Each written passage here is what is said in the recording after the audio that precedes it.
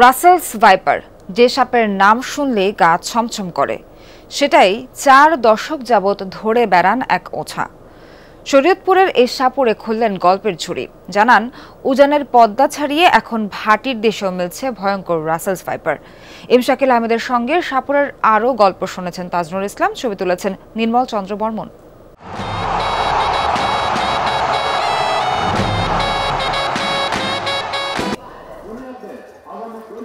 মিনু ঢালি সকালের আলো ফুটতেই ডাক পড়ল শরীয়তপুরের সখীপুরের এই সাপুড়ে।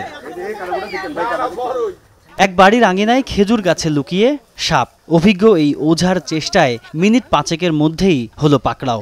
জানা গেল এটি নির্বিষ দাঁড়ার সাপ। শরীয়তপুরের সখীপুর থানায় এসে জীবন্ত রাসেলস ভাইপারের দেখা মিলল। যিনি এই সাপটি ধরেছেন তিনি একজন সাপুড়ে।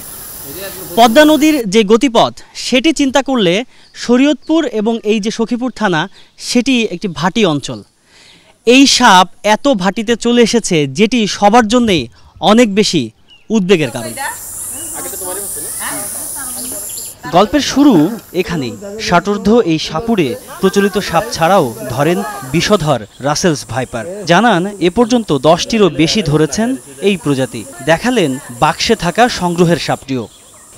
বিভিন্ন জায়গায় সাপ ধরতাম, কেউ খবর করত যে ভাই এই ব্যাপারে একটা সাপ অমুক জায়গায় আছে, আমাদেরকে জ্বালা যন্ত্রণা করতেছে, আপনি ভাই সাপটা ধরে নিয়ে আসছেন।